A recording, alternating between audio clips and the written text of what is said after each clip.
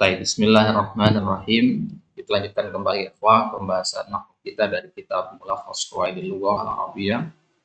Baik, sekarang kita masih di pembahasan ismu kana ya di Malfuzah di halaman 37. Nah, jadi setelah kita bahas ya definisi dari kana, isim kana apa? Definisi dari isim kana, saudari-saudarinya apa saja dan mengelompokkan saudari-saudari kana. Sekarang kita masuk ke catatan tambahan dari penulis di sini, bahwasanya kana dan saudari-saudarinya, kecuali ada fatiha, zala, dan laisa, itu boleh digunakan sebagai fi'il tam. Fi'il tam itu lawan dari fi'il nakis. Tadi kan kita mengatakan fi'il nakis itu adalah fi'il yang butuh kepada khobar. Kana Muhammadun jalisan. Nah, ini namanya fi'il nakis. Tapi ada kondisi di mana kana itu tidak sebagai fi'il nakis. Artinya normal dia. Ya. Ya, berarti dia tidak butuh pada khabar. Ya, apa di sini kita lihat ya juzu an tusta'mala kana wa akhawatuha. Boleh kita gunakan kana dan saudarinya. Fima ada, tapi pengecualiannya ada fatiha, zala, dan laisa. Kalau akhwat-akhwat yang lain boleh. Ya, tapi selain yang tiga ini nggak boleh. Selain tiga ini nggak boleh. Apa maksudnya? Jadi tiga ini nggak boleh kita pakai ka'af'alin tamah sebagai fi'il tam. Ya, jadi fatiha nggak bisa dijadikan fi'il tam. Zala dan laisa juga nggak bisa. Yang bisa itu hanya kana ya, dan saudara-saudari yang lain. Asbaha, bata, dan sebagainya. Baik. Apa sebenarnya yang dimaksud dengan fi'il tam? Wal muradu bitam ma yaktafi bi fa'ilihi wa la yahtaju ila khabar. Maksud dengan fi'il tam hanya fi'il yang hanya cukup fa'il saja. Yang namanya fi'il kan butuh fa'il kan? Nah, kalau dia hanya butuh fa'il doang, maka namanya fi'il tam. Wa la yahtaju ila khabar. Ya, dia tidak butuh kepada adanya khabar. Jadi cukup hanya dengan fa'ilnya saja. Ja'a Muhammadun, tam itu. Tapi kalau kana Muhammadun, nafis, karena butuh khobar, jalisan. Nah, contohnya misalkan, sa'utabi'u akhbarahu aina makana. Aina makan. Aina makana itu artinya, ya, dimanapun ya, dia berada. Sa'utabi'u akhbarahu, saya akan ikuti berita tentangnya, dimanapun dia berada. Sama seperti di hadis Nabi, ittaqillaha haitsuma kunta. Kunta. Nah, dari kata kana di situ kan, karena ketemu dhamir anta jadinya kunta. Nah, di situ mana isim kana, mana khabar kana? Nggak ada. Ya, dia ya kunta ya ta di situ tak ya, sebagai fa'il sudah selesai. Jadi dia tidak dihukumi sebagai fi'il naqis, normal dia berarti. Nah, jadi kana di sini bermakna wujida, didapat. Saya akan ikuti beritanya dimanapun dia didapati, dimanapun dia berada. Baik. Ya, contoh yang kedua, ala ilallahi tasirul umur. Tasiru huna bimana tarji'u. Akhwat kana di sini tasiru ya. Tasiru di sini fi'il tam dia. Ya, karena dia hanya butuh fa'il yaitu al-umur. Ya, soro yasiru di sini bukan artinya menjadi kayak di fi'il naqis tadi. Ya, di sini soro yasiru artinya tarji'u, kembali. Nah, makanya di ayat dikatakan wa ilallahil masir. Masir artinya marja, tempat kembali. Nah, jadi tasiru bimana tarji'u. Kemudian contoh yang ketiga, awat tuyuru ila ya usyashiha wa batat. Ya, artikan kata batat di situ. Batat ya, itu kan tadi akhwat kana ya, tapi di sini dia tidak butuh isim, tidak butuh khabar. Ya, hanya cukup dengan fa'ilnya saja, berarti normal ya. Awat itu artinya kembali. Ya. Burung-burung kembali ke sarang-sarang mereka. Wabatat dan bermalam. Ya, bermalam, menginap di sana. Ya, batat dimana dakhalat fil lail. Baik. Kata tika nazaidatan. Itu dia catatan sedikit dari penulis. Kemudian poin yang keempat yang berkaitan dengan kana adalah kana itu terkadang zaidah ya, tambahan. berarti tidak diartikan dia. Misalkan la yujadu kana mithluka. La yujadu kana mithluka. Ya, apa arti la yujadu kana mithluka? Ya, maknanya la yujadu mithluka. Ya, tanpa kata kana artinya sama. Ya, maka kana di situ zaidah saja. Apa arti la yujadu kana mithluka?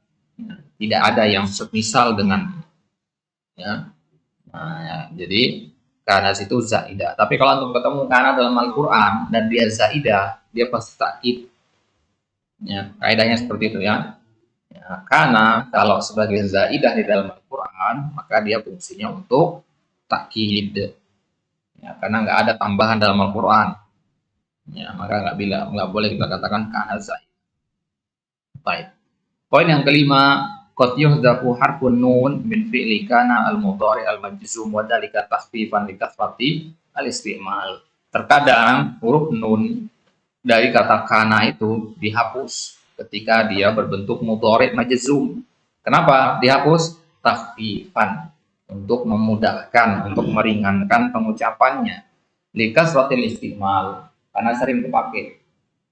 Ya, karena sering kepake sehingga lebih enak kalau dihapus nunnya dan terasa lebih ringan.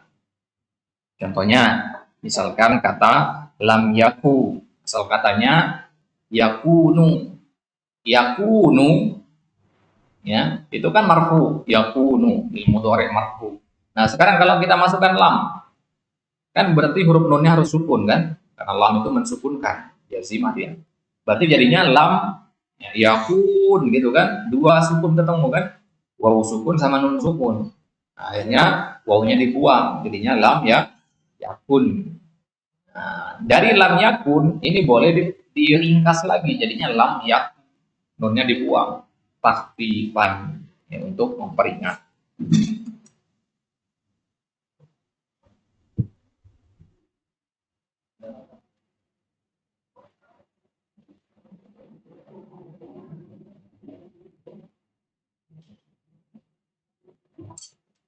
Baik, jadi fungsinya takhfifan likasratil istimal, sama seperti di surat Maryam. Walam aku bagiya, dari kata kana yakunu, ana akunu.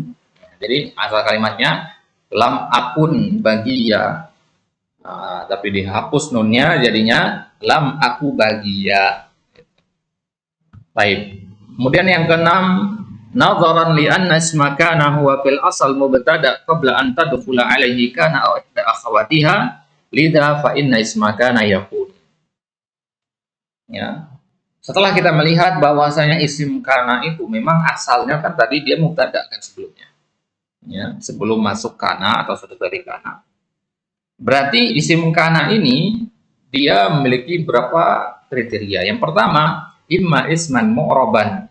Ya, kan kita sudah pernah bahas di bab mubtada ya. Mubtada itu bisa berbentuk isim mu'rab. Berarti isim kana juga bisa berbentuk isim mu'rab. Kenapa? Karena kan isim kana juga tadinya adalah mubtada. Contoh-contoh yang tadi itu semuanya contoh untuk isim mu'rab. Bagaimana kalau sekarang ya, isim kananya berbentuk isim mabni. Nah, lihat di situ. Yang kedua, au isman mabniyan. Jadi isim kana itu bisa berbentuk domir, kuntu misalkan, ya, atau berbentuk isim isyarah, kana hadza misalkan, atau isim mausul ila akhiri. Contohnya misalkan asbahtu mutafailan. Nah, masa isim kananya di situ? Domir ana tu gitu. Mutafailan sebagai khabarnya. Nah, asbahtu mutafailan.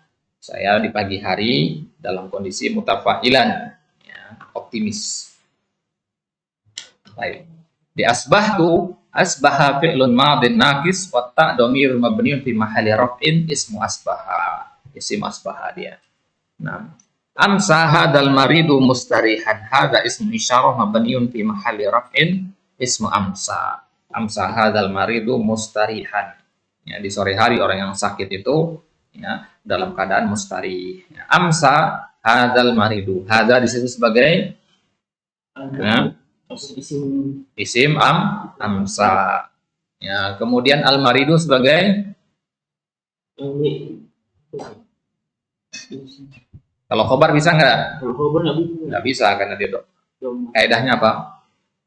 kata benda yang ada alif lamnya setelah isim isyarah, maka dia di-i'rab sebagai badal. Nah, berarti al-maridu badal dari kata hada. Mana khobarnya? Mustarihan. Gitu ya. Cara mengetahui badal atau bukan, coba antum hapus deh. Amsal hada mustarihan. Benar kan? Amsal maridu mustarihan. Benar. Kalau bisa salah satunya dihapus dan kalimatnya tetap bermakna sama, berarti itu badal. Ya namanya pengganti berarti gampang dihapus. Wa sayati syarhu dzalika inda dirasatil ismil mabni fil fasl tali. Nah, perincian pembahasan tentang domir ya ketika berposisi sebagai isim kana atau isim isyarah, isim mausul dan sebagainya akan ada pembahasannya nanti di isim mabni. Kita masih di pembahasan isim mu'rab. Baik. Kemudian poin yang ketujuh, baru af'alul muqarabah warraja wasyuru' min akhawati kana. Ya, jadi dalam pembahasan kana itu ada istilahnya af'alus syuru', af'alul muqarabah, ya, dan af'alur raja. Nah, apa itu? Insyaallah taala kita ambil di kesempatan selanjutnya poin yang ketujuh. Allah taala a'la wa a'lam.